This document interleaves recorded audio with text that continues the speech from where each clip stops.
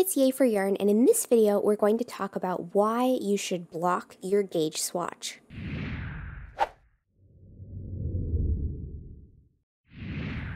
So if you've been knitting or crocheting for very long at all, you're probably at least somewhat familiar with the idea of making a gauge swatch.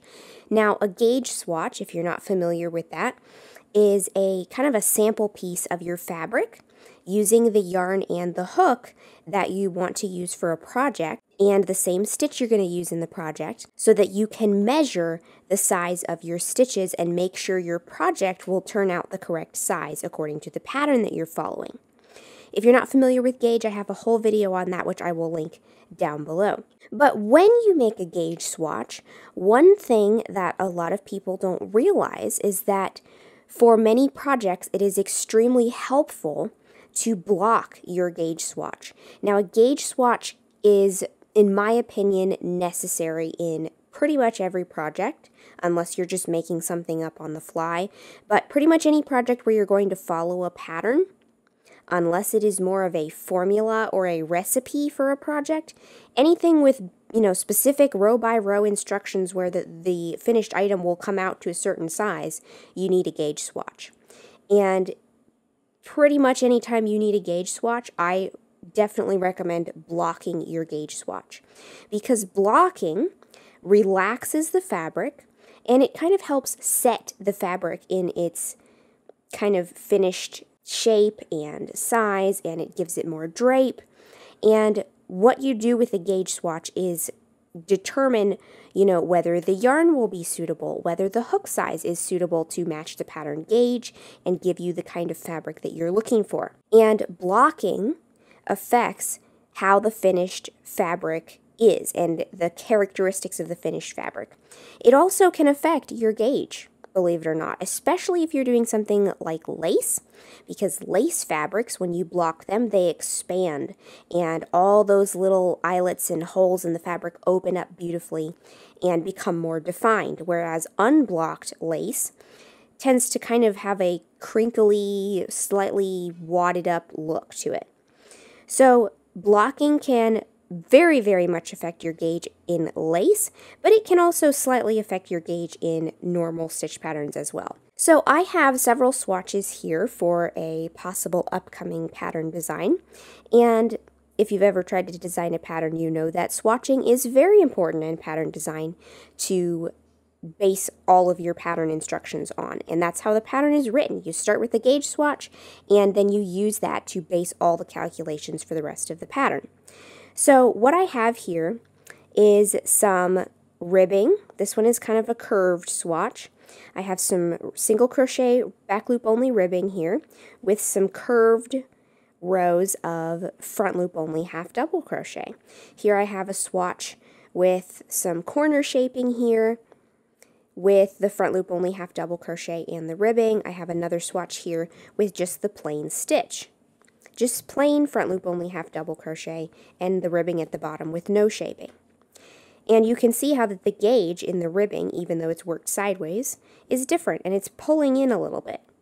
But how the fabric pulls and how it lays and how it drapes does have a slight effect on your gauge. And so if you want a truly accurate gauge measurement, it's important to block your swatch before you measure gauge, because blocking gives you a better idea of what the finished fabric will be like when the item is totally done and you've blocked it or washed it for the first time. So I'm going to go ahead and block my swatches here. So I have some T-pins, and these are rust resistant, and that's kind of important because we're going to get them wet. And I also have a blocking mat here. Now the yarn that I'm using right now is a natural fiber blend. It has some alpaca in it. So when you're dealing with natural fibers like wool or alpaca or even cotton or bamboo or other things like that, it's a good idea to wet block. Whereas if you're dealing with something like an acrylic or a synthetic, then I typically steam block those yarns. But In my blocking video, which I will link down below, you can learn more about steam blocking and other methods of blocking and how to tell which technique you need to use for your yarn. But I'm going to be wet blocking these swatches, and we're going to look at how it affects the gauge. So let's look at this one right here. You can see how that even though the stitch count is consistent, the edges are not perfectly straight. They kind of have a little bit of wave to them. Just because, you know, when you make swatches, sometimes they get thrown in your project bag and they kind of get folded or smushed a little bit. And when we are blocking the piece, it will help open up the fabric and get it to its finished characteristics. So I'm going to be wet blocking this, which means I'm going to get it wet and saturate it with water, squeeze out any extra, and then I'm going to pin it onto the mat. Alright, so I've got my swatch nice and damp. So it's been saturated with water, and then the extra water has kind of been squeezed out of it. So what you want to do when you're wet blocking, especially with a swatch, because you don't want to distort your gauge at all, you just kind of want to give it a little bit of a shake, you know, kind of loosen it up just a little bit, and then kind of just throw it down on the mat and just kind of straighten it out. You do not want to stretch or pull or twist this in any way. So I'm going to bring, since this mat has lines on it, I'm going to bring my ribbing edge down here up against the line, and I'm going to take my pins and I just want to kind of lay the swatch out in a smooth, consistent shape where that nothing is distorted or warped. So basically just like this. I'm going to pin it down anywhere where it looks like it needs a pin, but without distorting it in any way. So a lot of times when we block to finished measurements in a project, you will not stretch or distort necessarily, but you will kind of pull and adjust the shape of the finished piece to whatever the finished measurements of the pattern are.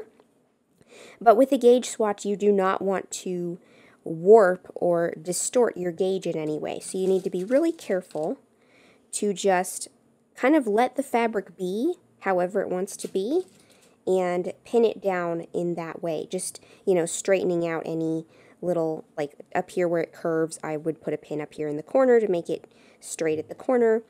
But this is kind of how you would adapt the typical blocking instructions to go with your gauge swatch, because you don't want to alter your gauge any.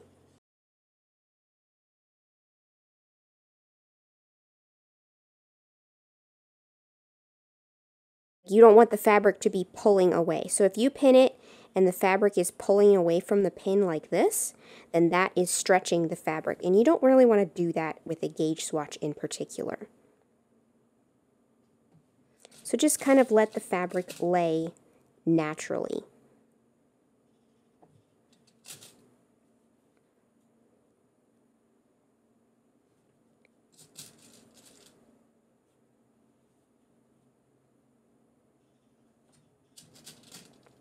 Alright, so I'm just going to pin across the top edge here and make sure everything is laying nice and straight.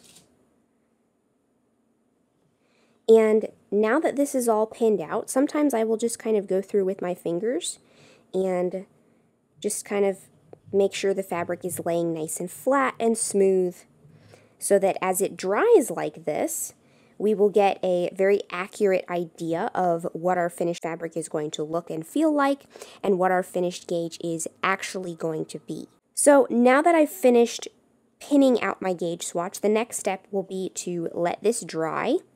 And I usually like to let it dry at least 24 hours till it's totally, completely dry.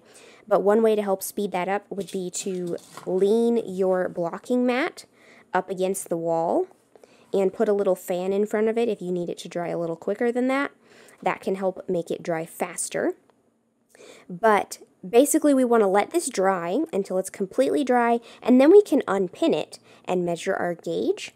And then we know that when we take our gauge after blocking, that will be the true accurate gauge that we will get in the finished project when we use this yarn and this hook that we've used for our swatch. So I hope this video has been helpful to you. If you liked it, please give it a thumbs up. Let me know if you block your gauge swatch in the comments below, and don't forget to subscribe, making sure you click the little bell next to the subscribe button to be notified of new videos. Thanks for watching.